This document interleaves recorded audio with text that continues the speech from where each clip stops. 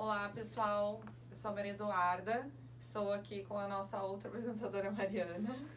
E hoje a gente vai construir o nosso segundo videocast sobre o Desmistificando ESG.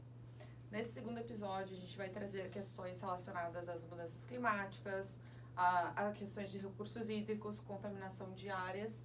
Então, a gente trouxe, né, uma convidada muito especial, que é a Sofia, para tratar principalmente, né, sobre a questão aí de recursos hídricos. Então, Sofia, eu gostaria que tu te apresentasse para nós, por favor.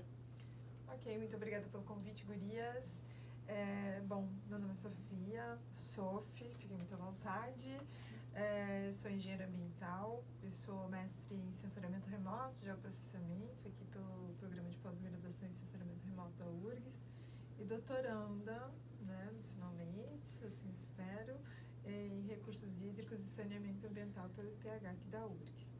Também atuo com a docência, né, universitária, então estou nessa área de pesquisa, docência, na Univades, Universidade lá do Vale do Taquari, trabalhando com disciplinas da engenharia transversais, digamos assim, a tudo que a gente fala em recursos hídricos, avaliação de impactos,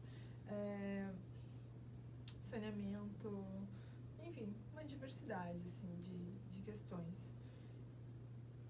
Muito prazer ter a Sofia aqui com a gente, uma pessoa que está super conectada, tanto com uma vida acadêmica, né, na área de pesquisa, mas também com questões super práticas do cotidiano empresarial. Então, a gente sempre traz profissionais completos, né, Maria Eduarda, para falar sobre ESG e hoje falando sobre esse eixo ambiental da nossa PR 2030. É importante a gente trazer essas conexões, né, de o que a gente está vislumbrando no mundo acadêmico e na área de pesquisa, mas também quais são as soluções que a gente tem e quais são a aplicabilidade do que a gente está trazendo para a nossa vida profissional, para a nossa economia, sobretudo para as empresas que atuam, né, visando parâmetros aí de sustentabilidade dentro dos novos cenários. É verdade. Assim, eu não comentei antes, mas de fato, acho que desde aí da minha base formativa até então,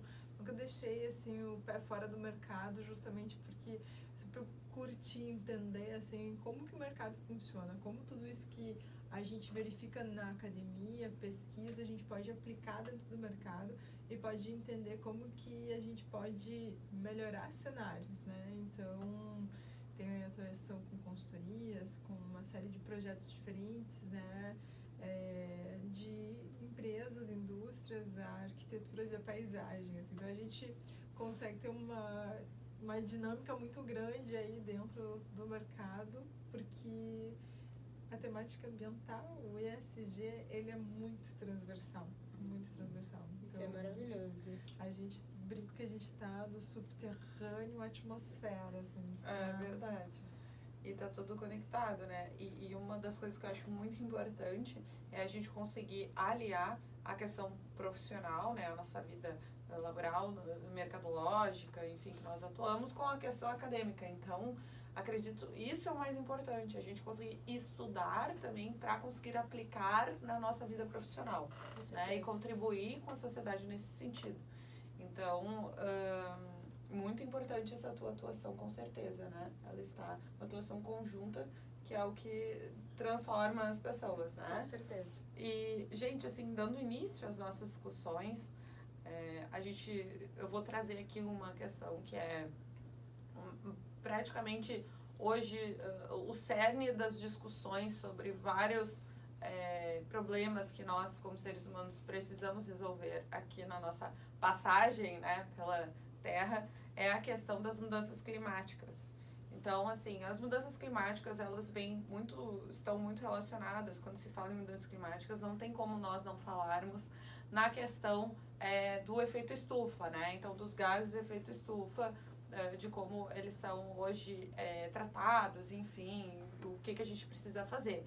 Então, o efeito estufa, ele vem a ser, para quem não sabe, né? Ele é um fenômeno natural, tá? Que existe fenômeno natural atmosférico, que se não existisse o efeito estufa, praticamente teríamos aí uma inviabilidade de vida na Terra, porque ele faz com que a Terra ela tenha uma temperatura mais amena, digamos assim, mais quente, né?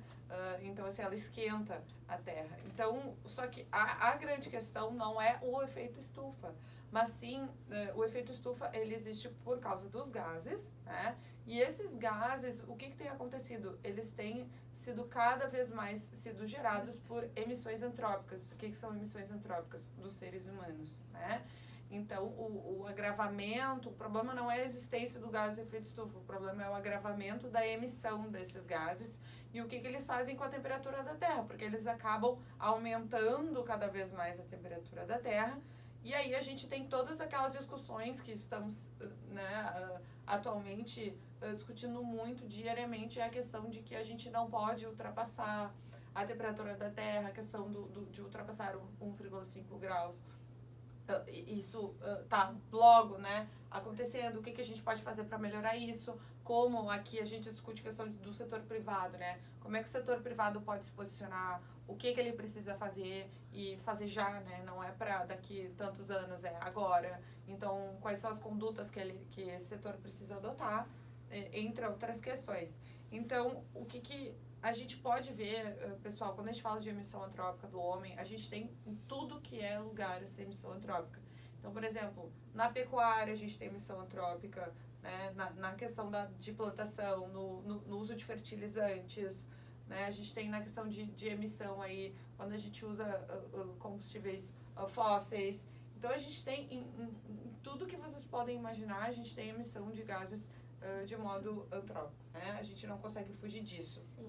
A gente tem, pode ter emissão direta, que é, por exemplo, na questão da queima de combustível fóssil, hoje a gente tem a emissão indireta, que é, digamos, eu tenho uma indústria, né? E aí o meu parceiro é uma pessoa que tá lá poluindo o ar, porque ele não filtra, né, na sua chaminé lá da sua empresa, ele não faz a filtragem do ar corretamente. Então, a gente tem toda essa questão interrelacionada, ou seja, eu posso não estar fazendo uma emissão direta, mas a pessoa que trabalha comigo, ou seja, meu parceiro, meu fornecedor, pode estar, sim, realizando uma emissão, né? E essa emissão vem para mim como uma emissão indireta, porque eu estou me utilizando do serviço dessa pessoa que faz parte, por exemplo, da minha cadeia produtiva.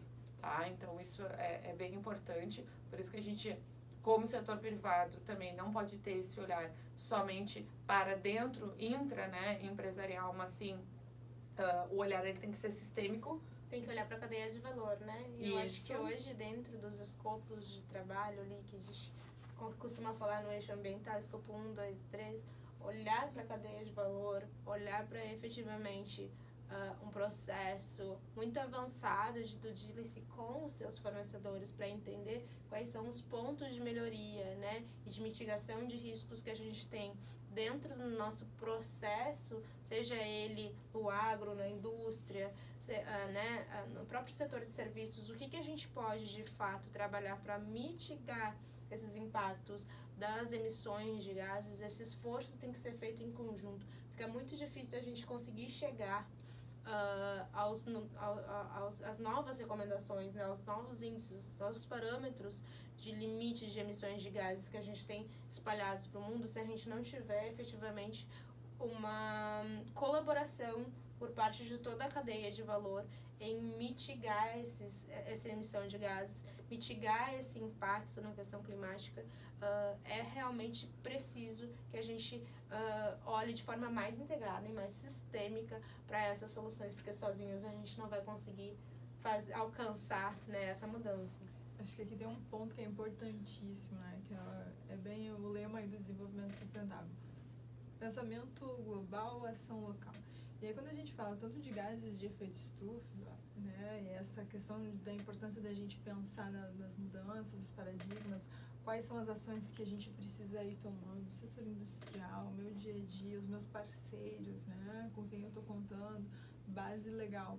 Bom, antes de mais nada, né, lá a questão dos gases do efeito estufa, ela é um elemento super importante, que a gente vem verificando que de fato, né, se a gente não tomar atitudes rápidas que sejam efetivas, a gente vai ter esse aumento da temperatura global e que esse aumento pode, né, acelerar muito aí os nossos processos de mudanças climáticas. A gente sabe que extremos de temperatura eles são naturais ao longo dos grandes éons assim de tempo, né? Então a gente tem períodos mais frios, períodos mais quentes. E a gente percebe se indo aí para um período mais quente, só que a questão é que a gente está indo muito rápido para esse período mais quente. E aí os gases que a gente emite, né, eles contribuem muito para isso. E a gente tem que lembrar que uma coisa que é super importante, né, que conecta com o ESG, conecta muito aqui com a nossa PR 2030, que é o Acordo de Paris. Que vem o Acordo de Paris e que ele martela, olha gente, a gente precisa, né, antes disso, né, Protocolo de Kyoto, a gente precisa trabalhar com o mundo inteiro pensando em quais vão ser as estratégias, né, pontuais, locais, regionais, né, quais vão ser as legislações que vão orientar essa tomada de decisão para que a gente reduza, né, a emissão de gases. Então, tudo isso, né, gente, a gente está falando de um ponto de virada muito recente, né? Então, das últimas décadas aí que vem acontecendo essa transição.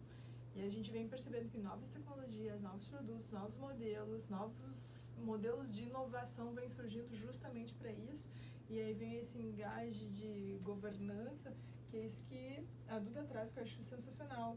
Ok, então quando eu produzo e eu tenho uma responsabilidade de produzir para poder seguir um protocolo que eu não vou contribuir com a emissão de gases, bom, como os meus parceiros, que eu preciso contar com eles, como aqui a Duda e a Mari, como que elas produzem? Eu preciso entender. Então, como que elas certificam essas produções? Como que elas estão fazendo? Qual que é a base de licença delas? Quais são os produtos que ela usa lá para conter, né, para tratar esses gases e para que a gente consiga atender também os parâmetros, né, da PR 2030 de melhoria contínua do ESG, né, e ainda consiga, né, realmente trabalhar para mitigar o que vem já acontecendo, né. A gente vem sentindo na pele já esses efeitos, né, das mudanças climáticas, que eu acho que próxima pauta, né? A pauta. Sobre a questão da mitigação, né? Então, quando a gente consegue... Primeiro, a gente tem que entender que emite, né? E aí, depois, o que fazer para mitigar? Então, nós temos aí várias... Hoje, ainda bem, né? Temos aí possibilidades de fazer um estudo sobre essa questão, ou seja, quanto a minha empresa, por exemplo, está emitindo de gases...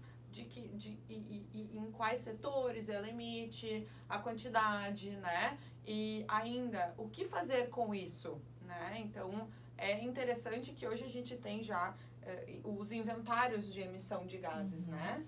Então, esses inventários, eles servem justamente para quê? Para que nós possamos, então, fazer essa medição da emissão, quanto nós emitimos, e posteriormente entender como mitigar.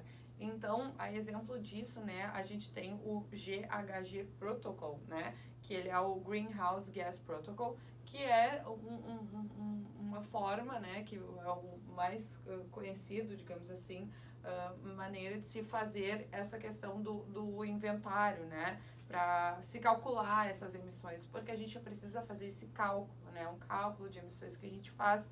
E ainda existe todo um método. Então, esse GHG Protocol, por exemplo, ele traz toda essa questão da metodologia de como fazer isso.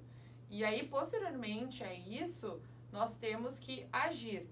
Então, identificar a quantidade de emissão, posterior a essa quantidade de emissão. Então, começar a tomar as condutas específicas para fazer a mitigação. Então, a mitigação e a forma de mitigação vai depender muito também do setor que a minha empresa atua, do tamanho que a minha empresa possui, né? O que eu preciso instalar, quais ferramentas utilizar. Isso a gente fala muito também, né, nessa questão de ferramenta, de gestão, no episódio 3, mas as ferramentas, elas são específicas, bem específicas de acordo com as áreas que a minha empresa possui para fazer essa mitigação. Então, tem toda uma metodologia específica para fazer essa questão desse início da mitigação, né, desse olhar para a mitigação. E ainda tem uma questão bem importante, que é um ponto que eu vejo assim que, dependendo do porte da empresa, existe ainda bastante dificuldade, que é a questão da divulgação disso. Porque muitas empresas não sabem como divulgar, não sabem como colocar esses dados para o mercado, né? Muitas vezes não colocam só o dado interno só para os funcionários, né? Isso é importante que seja divulgado porque é uma forma de incentivo e de fazer com que outras empresas também façam isso, né? Então, eu acho isso bastante interessante. Sobre o ponto de vista ainda da mitigação, é importante a gente entender também que a mitigação ela é uma parte da adaptação às mudanças climáticas. Por quê? Porque a gente precisa entender que nós temos que nos adaptar às condições que nós vivemos hoje das mudanças climáticas. A mitigação, ela faz parte da nossa adaptação às mudanças climáticas, porque é inegável que as mudanças climáticas existem, estão ocorrendo, então se nós não mitigarmos, né, a emissão dos gases, com certeza existirá todo um agravamento das mudanças climáticas, elas vão ocorrer cada vez de forma mais rápida, né, e pior, ou seja, de formas mais drásticas, se não houver essa questão da mitigação dos gases. Entre outras condutas, claro, mas estamos falando disso nesse momento, né? Então, assim, uma coisa que eu acho importante, por exemplo, para dentro do setor privado com relação à adaptação às mudanças climáticas, além da mitigação de gases, precisamos tomar outras condutas. Quais são essas condutas? Então, é interessante que se tenha dentro de uma empresa a questão da construção de um grupo de trabalho que esteja voltado para esse olhar, né? Da mitigação das mudanças climáticas. Então, assim, a mitigação das mudanças climáticas envolve a questão da mitigação da emissão de gases, né? Depois dessa construção desse grupo de trabalho, começa toda a questão de levantar as informações disponíveis dentro da empresa para identificar quais são as lacunas, quais são os impactos que essa empresa causa, a classificação desses impactos, né? A classificação do quanto esses impactos ocorreriam, qual é a chance desses impactos ocorrerem. Depois disso, construir condutas dentro da empresa, né? Ações que a gente consiga efetivamente fazer todo esse olhar e mudanças de conduta de ações dentro da empresa para que a gente evite fazer parte desse agravamento das mudanças climáticas, né? E eu acho que é importante a gente olhar dentro dessa área, sobretudo das mudanças, dos capítulos de mudanças climáticas, né, e as adaptações, esse olhar dos próprios comitês de ESG, comitês de sustentabilidade, voltados aos novos cenários, né? Então, faz parte do próprio comitê, das próprias comissões voltadas a isso, quais são os maiores planejamentos, o que a gente vai ter que tomar de decisão agora, que vai nos impactar no futuro, né? E para onde a gente está construindo essas soluções. Porque, de fato, a gente tem um processo muito grande dentro dessa questão climática, e neste sentido, algumas decisões relacionadas à questão climática têm que ser tomadas. A gente vai trazer, por exemplo, exemplos na questão do agro, por exemplo, qual é a cultura aqui que a gente vai, né, ser mais intencional. Olha, nossa empresa sempre teve a cultura de determinados grãos ou de determinados, né,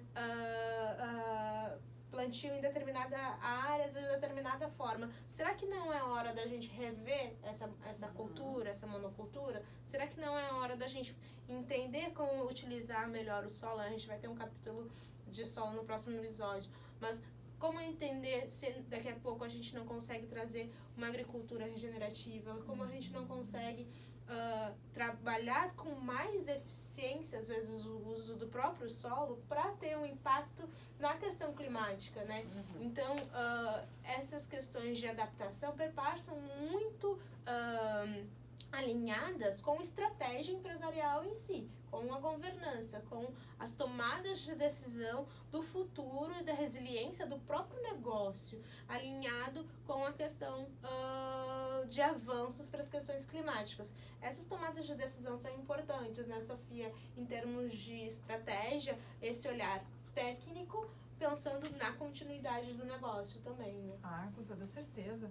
Porque, assim, eu acho que a gente vai falar daí dessa questão de a gente ter negócios de impacto, né, empreendimentos ou, né, agricultura regenerativa, que a gente tem cases sensacionais aí, mundo afora, que a gente percebe que a gente tem muito a aprender ainda com o manejo de solo, como que a gente pensa uma propriedade, porque a gente sabe que a gente tem muitas gestões de crises aí para vir, a gente tem que estar preparado para ter resiliência nesses processos, né? Porque assim, lembrando só, a gente falou dos gases de efeito estufa, deu uma palhinha já de mudanças climáticas, mas a gente falou muito de aquecimento global, né? Que os GE, eles contribuem para o aquecimento global. Aquecimento global faz o quê com a Terra? Aquece. O que aquece? O que isso acontece, né? A gente vai ter muito mais evaporação, né? Lembrando que a gente tem 70% da nossa camada superficial é água, então a gente tem uma superfície muito grande evaporando. Quando a gente tem mais evaporação, mais umidade se concentra na atmosfera, mais umidade se concentra na atmosfera com esse efeito de mudança climática. A gente tem uma tendência, pode ter essa tendência, né? Isso varia, agora a gente está em El Niño, a ter muito mais ciclones, né? Mais chuvas aqui na região. Então, tudo isso acaba provocando uma alteração climática global que também altera os nossos ciclos produtivos, né? Impacta na economia diretamente também. E o impacto vem na economia, que a gente, né, vem passando lá no Vale do Taquari. A gente sabe que o impacto em meio econômico a gente precisa tratar com, né, um olhar muito específico e assim, rápido, para que a gente consiga fazer o gerenciamento adequado da crise que está para vir aí, né? Que já está aí consolidada no eixo social, ambiental, mas que a gente sabe que muitas demandas vão acontecer ainda. Então, como que a gente olha para essa questão de ter os empreendimentos muito mais resilientes frente a todas as demandas que tem no seu dia a dia e também para enfrentar, né, essas mudanças que vêm acontecendo, né, em termos ambientais. E falando em resiliência, também puxando um pouquinho de um tópico que eu considero super importante, que é o tópico das matrizes energéticas, falando um pouquinho da energia, não existe hoje observar o mundo moderno, contemporâneo, sem pensar na questão energética. Então, é importante que a gente traga, dentro dessa área de energia, um olhar para as fontes renováveis de energia, né? A gente tem hoje um mundo que foi formado, sobretudo né, no período do século XX, das industrializações, né, baseados em fontes não renováveis, que são, sobretudo, né, os combustíveis fósseis, que foram amplamente utilizados ali no século XX, século XXI, ainda de forma muito intensiva, né? E o que também impacta na emissão de gases, porque quando a gente está trabalhando com petróleo, quando a gente está trabalhando com minerais, né, com a mineração em si, a gente tem um impacto muito grande nessa geração, né, nessa emissão de gases, né, e como a gente pode fazer efetivamente com que o mundo faça essa transição de matriz energética para fontes renováveis. E aí a gente tem um exemplo de países que utilizam muito bem o seu relevo, inclusive, para essa energia, usando aí energia eólica, né, quando a gente tem aí superfícies de planalto, onde a gente tem favorecimento da energia, da geração da energia eólica. Também a gente tem aí dentro das planícies um favorecimento também, muitas vezes, de países que têm uma insolação maior. Então, usar efetivamente a energia solar como uma energia que é renovável e que é também, comparado com a eólica e com a hidrelétrica que a gente vai falar agora, a solar é de mais fácil instalação, né? O custo de implementar, né, dentro do setor econômico, painel solar, né, em sendo possível, a gente sabe que nem todos os lugares é possível, mas é muito mais barato do que implementar, do que usar, inclusive, alguns tipos de energia que não são renováveis. E também, né, o que a gente tem ainda em termos de 70% no Brasil é as energias vindas das forças hídricas, né? Então, a gente tem hoje no Brasil uma matriz energética muito voltada para a questão das hidrelétricas, né? E, claro, é uma energia hidrelétrica, não deixa de ter um impacto ambiental grande, mas ainda é considerado ainda muito mais sustentável como energias vindas de combustível fóssil, que a gente sabe que, por exemplo, as termoelétricas acabam poluindo muito mais e tendo um custo, um impacto socioambiental muito maior, muito mais danoso, não só para o ser humano que está ali, né, com energia a carvão, gerando energia dessas usinas, mas também ao meio ambiente como um todo. E pensando muito nos recursos que a gente tem em termos de Brasil, a gente tem um potencial muito grande, né, Sofia, para essas questões do melhor uso da água, né, da melhor gestão desse uso da água, né? A gente tem um exemplo das grandes hidroelétricas, mas a gente tem outros exemplos interessantes de uso da água para recursos de geração de energia. O que tu pode trazer para a gente, assim, de eficiência energética e de uso mais sustentável da água? Olha, esse é um assunto, assim, bem denso, bem grande, acho que para falar sobre isso, né? Eu acho que, antes de mais nada, a água, ele é um direito fundamental à vida, né? E defendido pela ONU, todos os seres vivos. Então, a gente está falando de uma matriz, a água é uma matriz energética em si só, né? Ela é a nossa matriz energética, então a gente não tem como fugir da água no nosso dia a dia, porque a gente precisa, para toda a nossa gestão do nosso dia a dia, da nossa gestão de saúde, da gestão dos produtos que a gente consome, da gestão que a gente, né, precisa, né, ter aí a nossa energia, o nosso dia a dia. A gente não vive sem essa matriz elétrica também.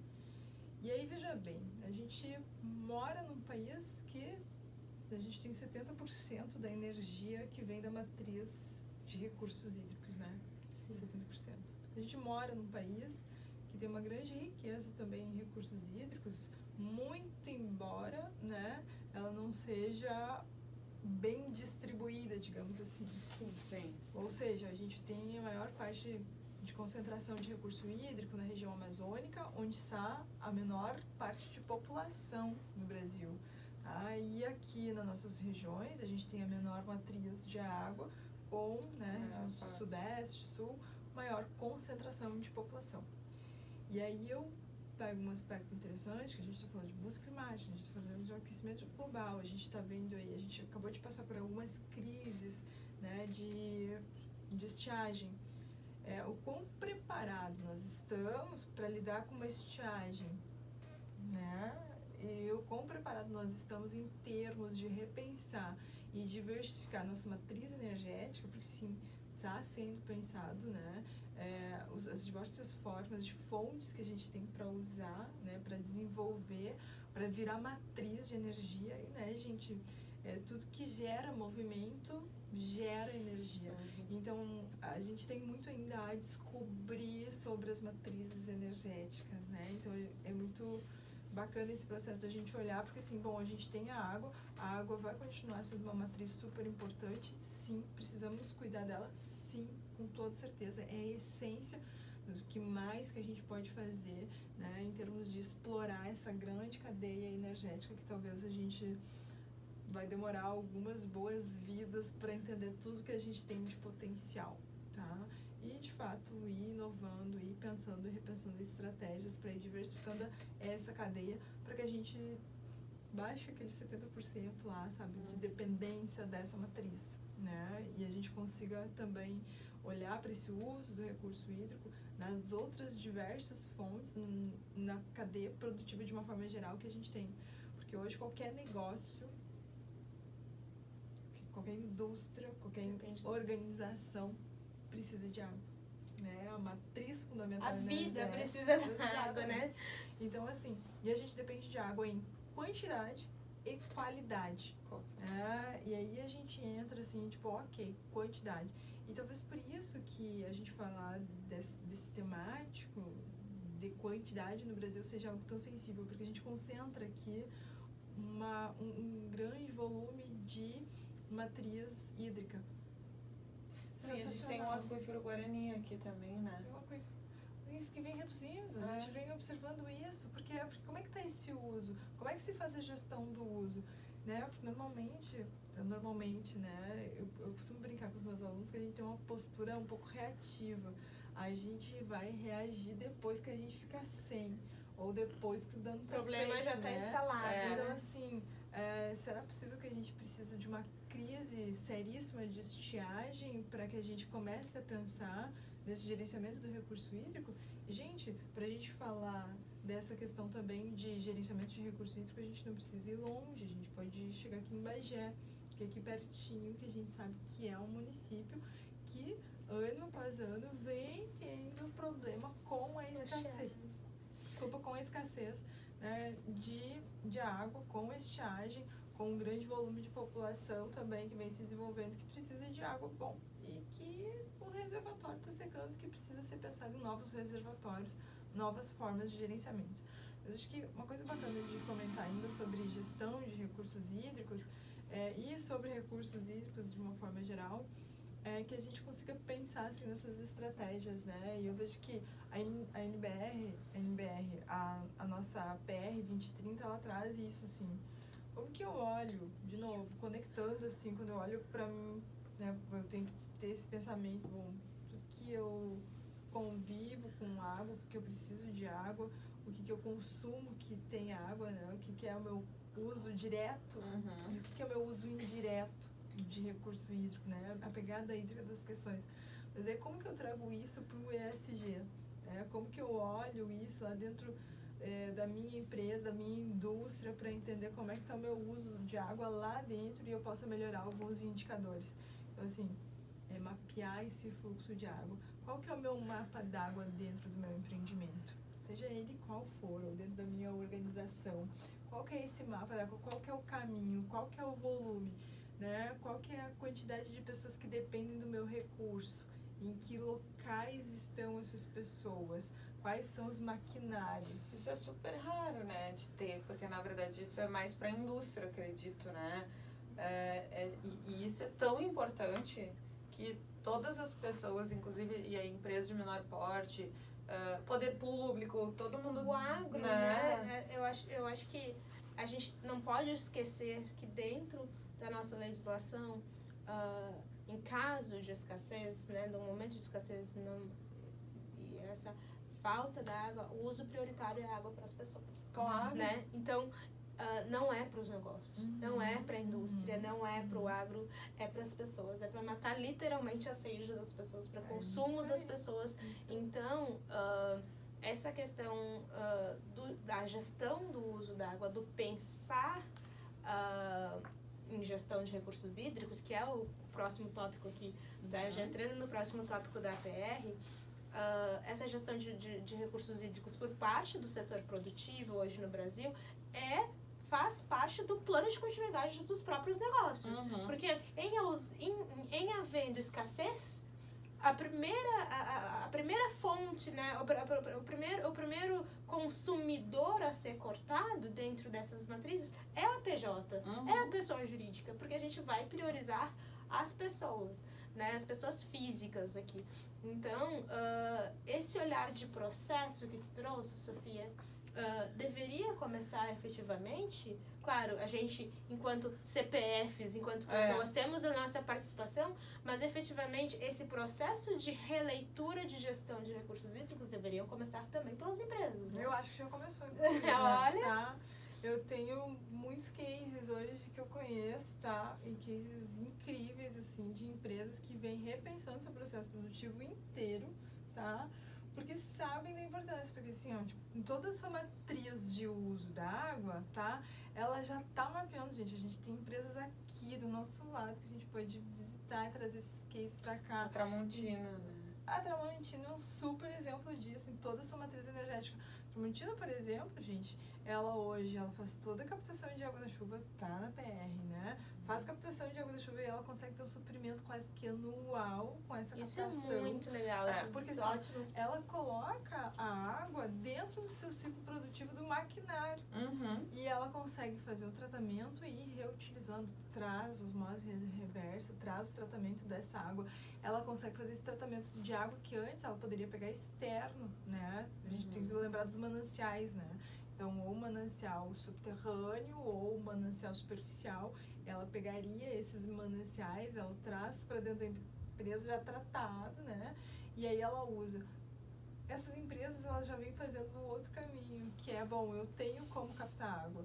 Eu capto a água, eu trato essa água que eu vou reutilizar, né? Que é, por exemplo, a água da chuva ou água, né, do meu efluente já tratado, e eu reinsiro isso dentro do meu sistema.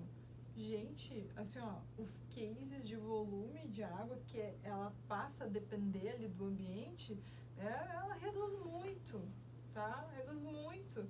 E assim, eu acho que a gente tem que falar de duas esferas. Eu acho que a gente tem que trazer, sim, a matriz produtiva, e eu vejo que ela vem avançando, tá, nesses processos.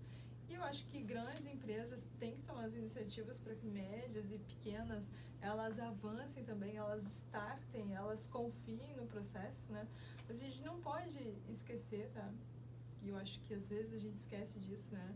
É que uma matriz de uma cidade inteira, né? Ela também consome água, ela também gera efluente. O que a gente faz com esse efluente, né? Como que a gente usa o efluente? Isso que eu queria trazer, esse ponto. Acho primordial a gente falar sobre isso, porque sobre a questão assim, de gerenciamento disso, né? Da questão principalmente da contaminação da água. E não só da água, mas enfim, do solo, porque se tu, por exemplo, contaminar água, tu vai estar contaminando também o solo, né? Então, assim, sobre isso, Sofia, queria te ouvir um pouco, assim, sobre como que as empresas, na tua visão, estão fazendo isso, se estão fazendo isso corretamente. E eu digo assim, empresas de portes diferentes, né? Porque tu, como consultora, né, dessa área, com certeza trabalha com portes um pouco industriais, portes menores. Então, queria ver contigo o que tu acha sobre isso, se isso está acontecendo fortemente, se isso é um movimento forte desse olhar de realmente não só se preocupar com não poluir a água, né, mas de realmente pensar sobre como fazer esse descarte, né, desses elementos poluentes na água, inclusive assim, como reutilizar essa água que eu não, por exemplo, a Tramontina, eu sei que ela reutiliza determinada água para o uso dos banheiros, né? Então assim, daí coloca uma cor diferente naquela água para entender que aquela água eu não posso tomar ela, né? Mas eu posso reutilizar no meu banheiro, existem várias iniciativas nesse sentido, assim. Perfeito. De influentes também e de como lidar com esses complementando a pergunta da Maria Eduarda, como lidar com esses materiais perigosos que efetivamente o próprio processo, seja ele da indústria, seja ele no agro, né, com a questão dos pesticidas e outros mais, como lidar com toda essa gestão, né, que acaba não raro contaminando os nossos aquíferos, contaminando o nosso solo e causando um dano não só para o ser humano, mas um dano ambiental também. Vou começar respondendo as perguntas, mas depois vou retomando as perguntas. Tem um monte de pergunta aqui. Mas eu vou começar comentando uma coisa, uma premissa, que é a cultura ambiental, que é a cultura de cuidado. Empresas e indústrias são feitas de pessoas físicas. Sim. Tá? De CPFs. Tá? A cultura é algo que a gente vai trabalhando na nossa vida, nas nossas comunidades, nas nossas vivências, na nossa família, na nossa empresa, na instituição de ensino, no céu, não sei. Né? A gente tem a cultura sendo inserida ao longo da nossa vida. A gente também tem o livre-arbítrio para ir entendendo o que a gente quer, o que a gente não quer, o que faz sentido pra gente, o que não faz sentido. E como que a gente vai arbitrando algumas coisas aí ao longo da nossa vida, né? Mas essa cultura de ambiente, tá? a gente está falando de uma cultura primordial, que é a cultura também do cuidado da água, porque a água é a base essencial. Então, lá no meu espaço, seja indústria, organização, instituição de ensino, cidade, eu tenho um espaço onde eu entendo como é que é esse cuidado com a água, eu mapeio meu fluxo de água, entendo, gerencio, organizo a qualidade, e quando eu digo organizar, eu quero dizer deixar de acordo com os padrões de qualidade de água. A gente tem muitas legislações específicas para isso já. E, bueno, né? Como que a gente traz isso para o nosso dia a dia, né? Como que essas empresas elas vêm se adaptando, gente? A gestão de efluentes, tá? Gestão e tratamento de efluentes. Então, se eu estou consumindo água dentro do meu ciclo produtivo, eu estou gerando efluentes, tá? De novo, né? Na residência, na indústria, na instituição. Então, a gente está o tempo todo, né, consumindo algo e gerando algo. Então, o que eu faço com isso? Lá nesses ambientes, por exemplo, empresas e tudo mais, indústrias, se tem, né, os ciclos de gestão, né, de tratamento de efluentes gerados dentro desse ciclo produtivo. Esses efluentes, tá, eles são tratados, não existe uma receita fixa, tá, para o tratamento desse efluente. Vai depender do tipo de produto utilizado no processo produtivo, né? Ou seja, daqui a pouco a gente está falando de produtos mais perigosos, menos perigosos, então eu tenho um desenho diferente de engenharia, de processo operacional, para cada um desse efluente que eu estou gerando, tá? E a depender também desse efluente e da matriz produtiva que eu estou falando, eu tenho condições de reuso, né, desse efluente já tratado. É lógico, eu preciso atender uma série de parâmetros e normativas que tem estabelecidos por lei, né, tanto de CONAMA quanto de CONSEMA, né. Eu preciso estar vinculado aí, atendendo essas legislações para entender o que eu posso reusar, o que eu não posso reusar. Quando eu posso, quando eu tenho possibilidade de reusar, quando eu não posso, para onde que vai. Então, sim, a gente já consegue reinserir no modelo produtivo, em escala de produção, a gente consegue reinserir dentro, né, por exemplo, dessa escala construtiva, né, eu vou colocar no meu banheiro, vou colocar para jardinagem, lavagens, né, a gente chama de fins menos nobres, né, lavagem de calçadas e tudo mais. E, bom, além disso, né, a gente já tem muitos casos de fertirrigação que vem acontecendo, então, tipo, como que a gente trabalha com isso, né? Como que a gente atende normatização para isso, né? E, enfim, tá? Uma série de questões, assim, muito avançadas já dentro do reuso. Mas acho que o principal reuso que eu diria, assim, que eu acho que é o mais bacana da gente visualizar, é esse reuso dentro do ciclo produtivo. Tá? Para quê? Para que eu minimize, tá, ao máximo a minha dependência de água de fonte externa, tá? E para que eu mantenha aquele meu fluxo de água rodando dentro da minha empresa, né? Ou seja, eu fico com a água aqui, essa é a água que eu vou tratar, eu vou diminuir a minha demanda externa.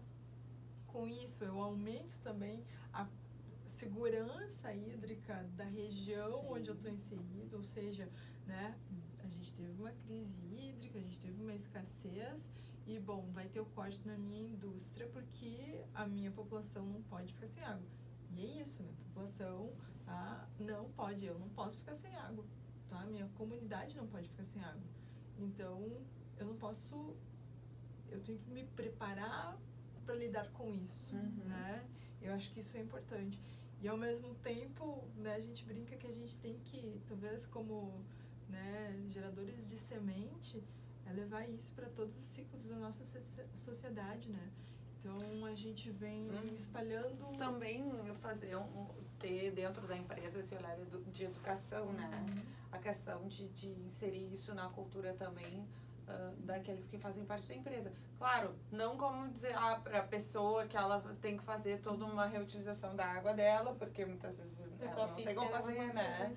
Mas para ela entender, ter esse correto entendimento, né? Esse consumo consciente. Isso, né? Exatamente. Ou seja, que olhar que eu, como pessoa física dentro da minha casa, posso ter. E isso é muito bacana da empresa, porque, bom, a empresa, ela gera emprego, né? Ela tá ali como uma fonte econômica, tanto para ela se sustentar quanto para sustentar outras pessoas, mas além disso, ela precisa entender justamente esse papel de que ela é responsável por tudo aquilo que ela está gerando naquela localidade, né? Isso, exato. Regeneração. Exatamente. E eu acho que aí tem uma premissa muito bacana do ESG, né? Ganha quem se importa, né? Então isso é muito bacana. Isso é importante. E ganha em todos os sentidos, né? Eu acho que já se encaminhando para o final do episódio de hoje, que mais uma vez foi maravilhoso, né? Ter a presença de profissionais assim que enriquecem, engrandecem. Eu acho que falar sobre gestão de recursos hídricos, falar sobre transição de matriz energética, sobre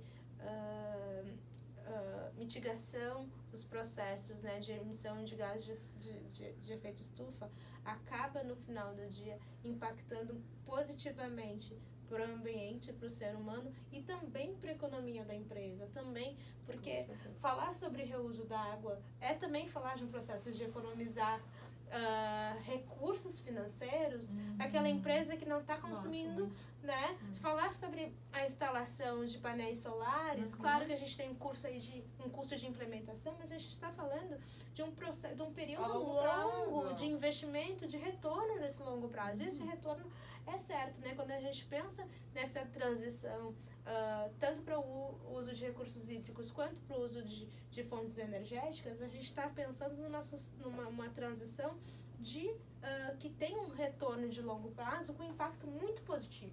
Né? E que de fato a gente tem que ter de manutenção da empresa, né? De uma forma deixar um legado praticamente. O compromisso de ter com as próximas gerações. Isso não vai ficar só para uma solução paliativa na empresa, né? E com muita responsabilidade social, né? Exatamente. Responsabilidade social. E assim, agora eu lembrei, só que eu não respondi a questão de gerenciamento de áreas contaminadas, alguma coisa assim, né? Não, mas eu acho que toda essa parte foi assim, de cada empresa tem que efetivamente entender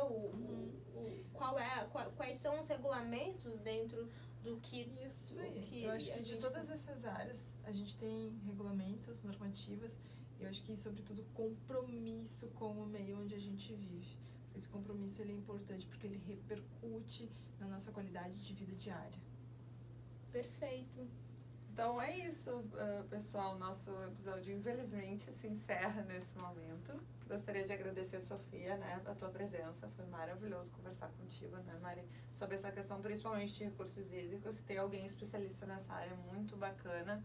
Então, muito obrigada pela troca. Muito obrigada, Mari, né, pela parceria mais uma vez. Como sempre, é um prazer estar trazendo conceitos que são muito importantes, não só para a vida da PR 2030, né, que nasceu com essa ideia, com esse propósito de trazer conceitos importantes para dentro do setor empresarial, mas também dentro do Desmistificando ESG, trazer profissionais como Sofia, que eu super agradeço também a sua presença aqui nesse episódio, para entender na prática como funciona a aplicação dessa PR.